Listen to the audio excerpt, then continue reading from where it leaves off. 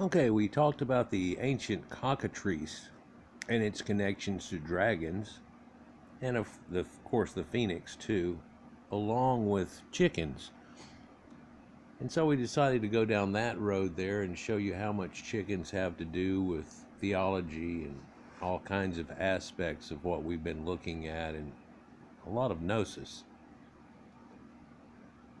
Here we're at animism, shamanism, and tribal religions. They tell you the animistic beliefs extend to the rooster and the cockfight, a popular form of fertility worship among most all Southeast Asians, further considered by some within the Judeo-Christian ethnic form of Baal or Baalim. And of course, Baal was the ancient Canaanite god that this got taken from pretty much. But not the story of chickens, for that actually comes from Proto-Indo-Europeans. If you go into the origins of chickens, which we might do here at the very end of it, you'll see that they came from what we call China today, where those pyramids all over there that are hidden and stuff, and those are Proto-Indo-European lands, and through there in India, and then the Persians, Sumerians, and it swept across over into Europe, and was found in the Holy Land less than 100 years or so before they were found all the way over in Scotland and UK and Europe as we know of it today. But quite often in elder times, just like other sacrifices, where in the age of Taurus it was bulls and so on, Aries with rams, and then fish was where we came upon there, but they're using substitutes in a different situation that has to do with another sign of the zodiac from an ancient time, and has to do with birds worship, which was something that went on from, well before recorded history, let's say. And it seems to be something that's attached to religions that date back before the last ice age, and no one can be certain how far it dates before that, but I've shown you some cave paintings that show you aspects of all this that are dating back to around 30,000 years ago and associated with Cro-Magnon men. But let's continue. I tell you, the sacrifice of a cock and ritual cockfight was part of symbolic festivals to honor the pan-Celtic goddess Brigid. In the 20th century, Imbolc was resurrected as a religious festival in neo-paganism, specifically in Wicca, had to do with witches, in neo-druidry, and Celtic restructionism. It's kind of interesting. Astromythology. With chickens? Yep. It's understood that constellations of the zodiac within the belief system of astrology, and the religion of the stars pretty much, originated in the ancient land of Babylonia, including modern-day Iraq. The lore of the true shepherd of Anu of the Sumerians, Sipa-zi-Ana, Orion, and is an accompanying animal symbol, the rooster, with both representing the herald of the gods, being their divinely ordained role to communicate messages of the gods. This is where divination comes from using a rooster. The heavenly shepherd or true shepherd of Anu, Anu being the chief god of the heavenly realms in the Sumerian pantheon. On the star map, the figure of the rooster was shown below and behind the figure of the true shepherd, both representing the herald of the gods in this bird and human forms respectively. Nergal, an idol to the Syrians, Babylonians, Phoenicians, and Persians, whose name means dunghill cock. Astrology in mythology of the Assyrians and Babylonians was that the idol Nergal represents the planet Mars, and therefore Aries, and a time of Aries, which was ever the emblem of bloodshed in a time of war. Mars is the god of war. The rooster is the 10th of 12 animal symbols in the Chinese zodiac. It is suggested that the Pleiades are called the hens of Frigga or Freya by Norse peoples, and that the 3 stars of Orion's belt was called Distaff of Frigg seems undoubtable. In Norse mythology, the crowning of three particular roosters occur at the beginning of the foretold events of Ragnarok. In the poetic Edda poem Vaspula, references to Ragnarok begin from a stanza 40 to 48, with the rest of the poem describing the aftermath. In the poem, Volva, a Nor seeress, recites information to the wisdom seeking of the god Odin. In stanza 41, the Volva says, it sates itself on the lifeblood of fated men, paints red the flower homes with crimson gore, black become the sunbeams, and the summers that follow, weathers all treacherous. Do you still seek to know, and what? So trying to divine the point of Ragnarok, or the end of the world, but notice it has to do with three crows, and then that had to do with the Jewish end, which I've shown you before. Armageddon ends for that point, and this was a heralding or a cock crowing, heralding in the age of Pisces, by the way, and the end of what had happened from the divulsion and the creation of civilization and quite a few people. The Volva then describes three roosters crowing. In stanza 42, the Jotun herdsman Egthir sits on a mound and cheerfully plays his harp, while the crimson rooster Fatjar, Old Norse hider or deceiver, crows in the forest, Galvgor. The golden rooster, I'm not going to try to say that name, crows to the Aesir in Valhalla. And the third unnamed soot-red rooster crows in the halls of the underworld location of Hell. Yep, it's not Gehenna and so on as you read in the Bible, it's actually Hell. And then the poem also mentions a rooster by the name of Volknir. According to the poem, the rooster sits atop the tree Mimadior, which is another name for the central cosmologic world tree of Yggdrasil. So you can see definite connections there. Buddhism, Bayon Temple. Of course, Buddhism is derived through a series of events that had to do with Aryans in ancient times. So, Bayon Temple is an ancient Buddhist temple that also incorporates elements of Hindu cosmology, includes a depiction of a cockfight within the walls of the temple, which continues today with a debate of religious sanctity with the rambling, strutting roosters of the Buddhist temple of Wat Sankiri. On a cliff nearby during April, 3 pagodas become the site of Songkong Festival with cockfights. One of those 3 pagodas have to do with Orion's belt in a time. Sacred Buddhist amulets are made with that religious schema, created and blessed in various temples in Thailand, many depicting Buddha with cocks and fighting stance. Sacred within that religion, the bird that symbolizes greed in Tibetan Buddhist murals is somewhat said to be a cock. It's where we get the strange connotations that we put on this, rather than it just being a bird. But there are more.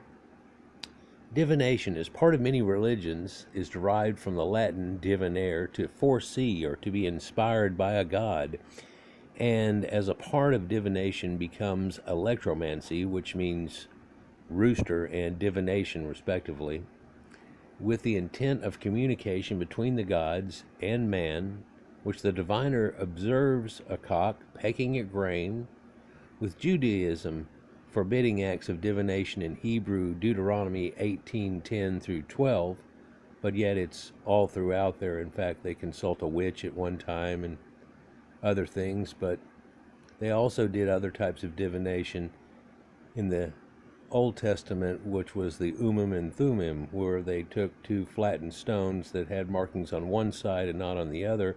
One was white, one was black, and would flip them in the air, and due to the way that they appropriately showed up would be a divination. It's kind of like a coin toss, or tossing the dice and expecting God with his force powers to actually make the right result out so you'll get the right response.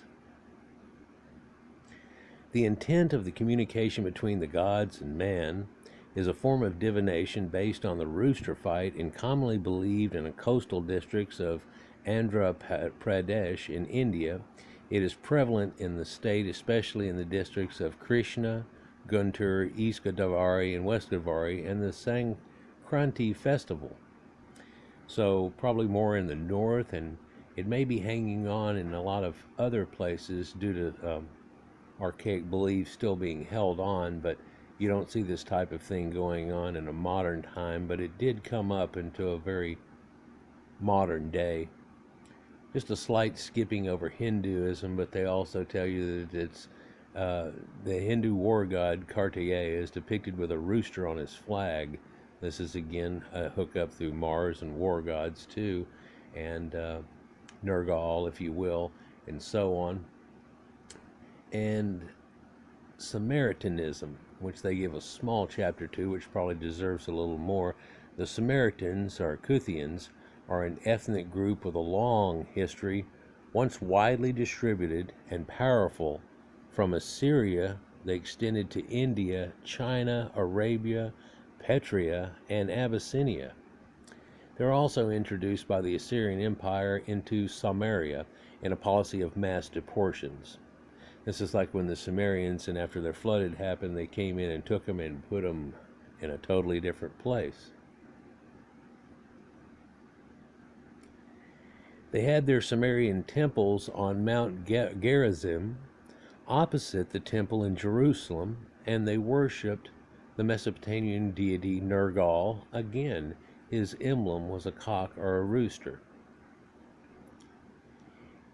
In Judaism, the Zohar, the book of Jewish mysticism and collection of writings on the Torah written by the first century Tanaic sage Rabbi Shimon bar Yochai, Rashbi they call him, tells of a celestial manifestation which causes the crowing of the roosters. Known also in the Talmud is blessed be who has given the cock intelligence to know the coming of the dawn.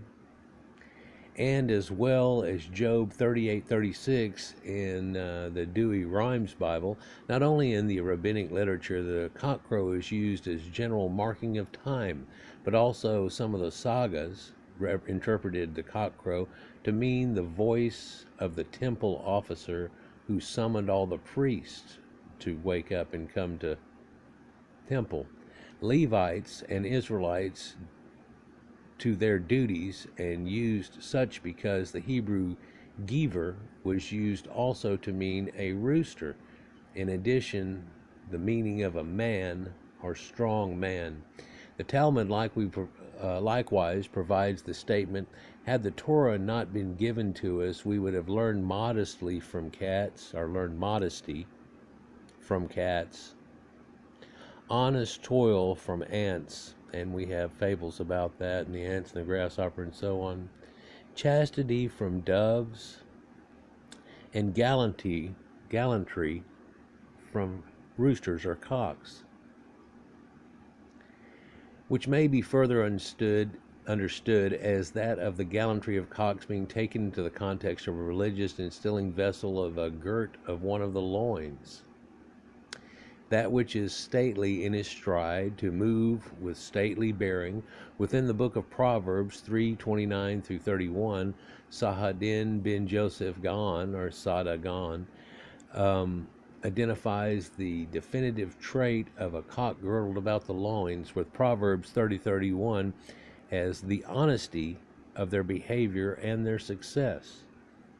Identifying a spiritual purpose of religious vessel within that religious and spiritual instilling the schema of purpose and use within Judeo-Christian traditions. Man, I can't talk. Coffee's not kicked in. The Hebrew term zarzir, which literally means girt, that which is girt around the loins, is Chaldaic, Syriac, Arabic, and in the Latin and Vulgate, with all referencing the fighting rooster or fighting cocks as the religious vessel. So, many connections, broadly, not one of them. The ancient Hebrew versions identified the Hebrew gird of the loins, Proverb 31, as a rooster, which most of the old translations and rabbis understood to be a fighting cock, but also the Arabic sarsar or surseer being an onomatopoeian or an onomatopoeia for rooster, elector, like elections.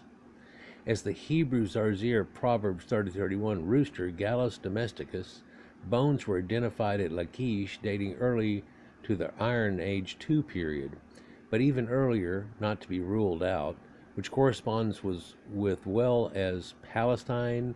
The earliest chicken bones are present from Iron Age I, previous to it, showing you they had a connection before, and of course the Phoenicians had the connections and the hookups always. The seal of Jazaniah carries the insignia of a rooster from the ruins of the biblical Judaic kingdom of Mizpah, that far back, with inscriptions belonging to Jazaniah serving the king. The first known representation of the chicken in Palestine from 2 Kings 25-23, we know of one Jazaniah of Mashtat, who was an official under Gadesh and Mizpah. Plutarch said the inhabitants of Caria carried with them the emblem of the rooster on the end of their lances, and relates that origin to Artaxerxes, who's Persian, of course, who awarded a Carian who was said to have killed Cyrus the Younger at the Battle of Cunaxa in 401 BC, the privilege of carrying ever after a golden cock upon his spear before the first ranks of the army in all expeditions. And the Carians also wore crested helmets. It's where part of that crested helmet comes from, but you've noticed if you trim a horse's mane in any way, it stands up the same way too in a crest, which gives you conflagration there. But Herodotus, for which reason the Persians gave the Carians the name of cocks, he tells you. So they were roosters, they were the chicken people in some way. It is Carites in 2 Kings 11 who were used by Jehoiada to protect Joash, son of Azakiah, in the line of David, ancestor to Christ, from Athaliah. In the Jewish religious practice of Kapparos, a rooster is a religious vessel. He's swung around the head and then slaughtered on the afternoon before Yom Kippur. This is the Day of Atonement, and this is in a way meant to release your sins and put it on the chicken and then kill the chicken as a substitute for sacrifice. The first known, where was I at? The purpose of the ritual is the expiation of sins of the man, as the animal symbolically receives all the man's sins, which is based on the reconciliation explained by the Jewish scholars in the 9th century. By that, since the Hebrew word geber, or giver, that's cognate, means both that of man and rooster. The rooster may act or serve as a palpable substitute as a religious vessel in the place of a man, with the practice also having been a custom of the Persian Jews. So you can see there's a huge connection there, but also in Geber. And knowing that, what you may know about the Bible, you probably made a few more connections in that right there. But also notice that it's to be in lieu or in place of a man in a human sacrifice. But we've seen that that's always been the case. If we had this in the religion, that there was a substitute, and of course these sacrifices people give unto the church, a portion, a tithe, if you will, helps to feed them and keep the whole engine going. Everybody's realized this a long time ago, but it's still worthwhile. Anyhow, this was done with bulls, and then you can see in the Bible where they changed from bulls to rams at Moses, heralding in the age of Aries pretty much, and then now there's no easier thing to see than the fish Pisces, the age that we're just coming out of now, has been the one that we've been under for over 2,000 years now. And now we're in the dawning of the age of Aquarius. In that song, if you listen to the start of it, it almost doesn't make sense, but they were trying. In Christianity, not just Judaism, in East Timor, one of the two predominantly Christian nations in Southeast Asia, the Philippines being the other, for some, the roof of the house is reserved for the gods and the spirits of ancestors to dwell upon. The lower portion remains the natural spirit or natural dwelling and is usually occupied by animals, and the cock is admired because of courage and perseverance and usually put up on top. The idea of a weather vane again, which spread everywhere that Mary went. The chicken, weather vane, all these things were sure to go, along with all the domesticated animals. The idea of farming. So they talk about cockfighting that goes on here in the religious vessel in the catacombs of the earliest period it's been shown, including painting from catacombs of St. Priscilla, mentioned in the ancient liturgical sources as the queen of the catacombs. In antiquity, reproduced in Giovanni Battari's folio in 1754, where Good Shepherd is depicted as feeding the lambs with crowing cock in his right and his left hand. We'll take a look at that here real quick to break the monotony here, people. This fresco that's here with this reddish hair, and then there's crow or a rooster on the left hand side, but notice on the right there's a horse that's there also, showing you that the horse sacrifices were something that were done with these people. I'd like to also mention this person looks kind of like he's wearing a skirt, but he's not. He's wearing a laced up boot, pantaloons under that.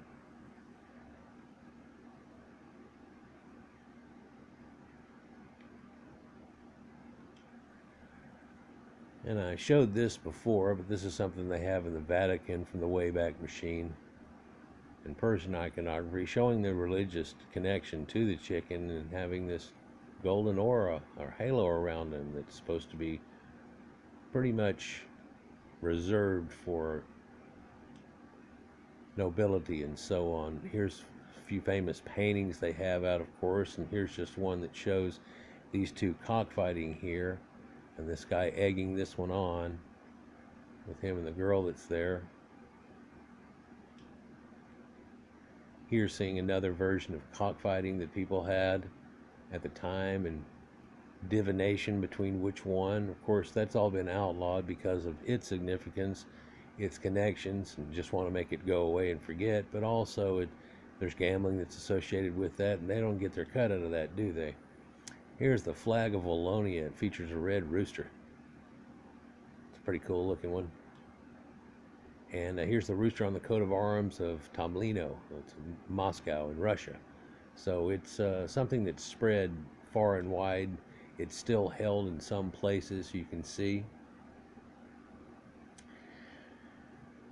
So they even have within the Christian tomb of cocks at Bel Jabrin was a Palestine Arab village located 13 miles north of the city of Hebron and part of the Kingdom of Israel. We find two spirited cocks painted in red and the spandrels of the cross just over the center of the arch. Similarly, multitude of sarcophagi are found with the rooster in the sacred cockfight, with the understanding of striving for resurrection and eternal life in Christianity. In fact, they had tried to adopt the chicken as a symbol of Christianity, and then the idea of the phoenix for it also, but then they found their own iconography.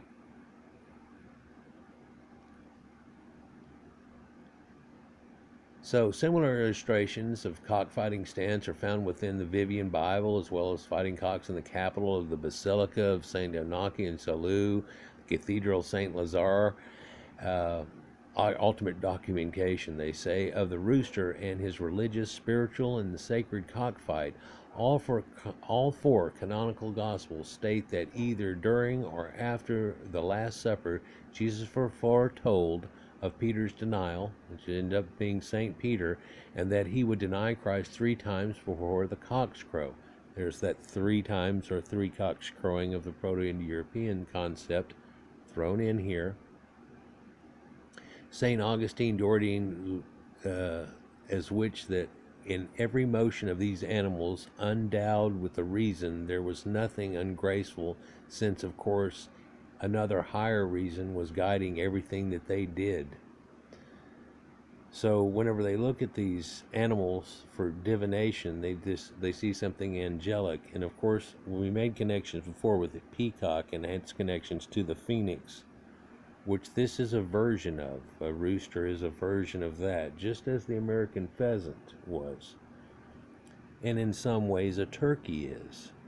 And that's one of the reasons that it was looked at as being a symbol instead of the American eagle.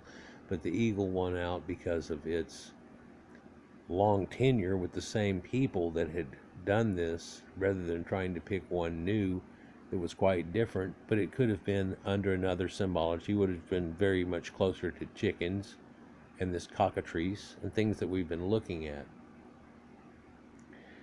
So Jesus foretold of St. Peter's denial or whatever, but in the 6th century, it is reputed that Pope Gregory declared the cock an emblem of Christianity, saying that the rooster was the most suitable emblem of Christianity.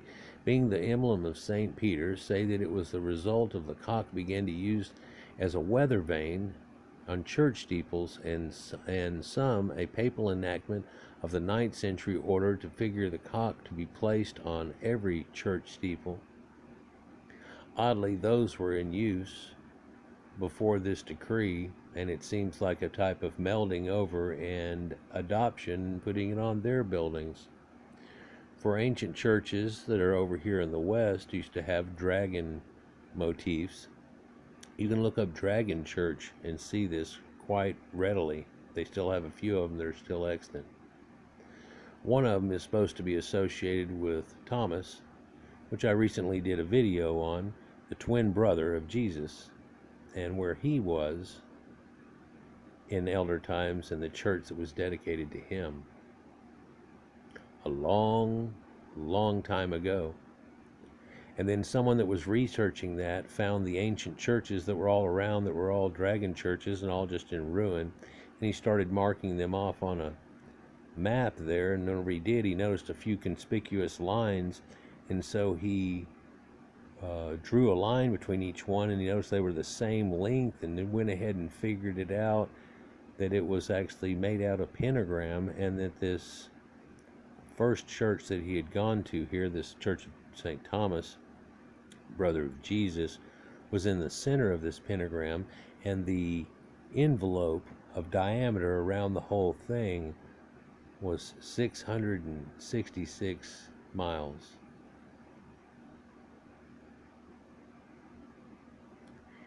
Pretty incredible.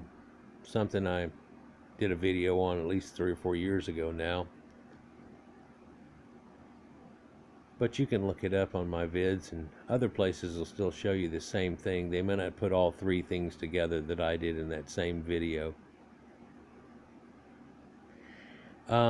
It's known that Pope Leo IV had a figure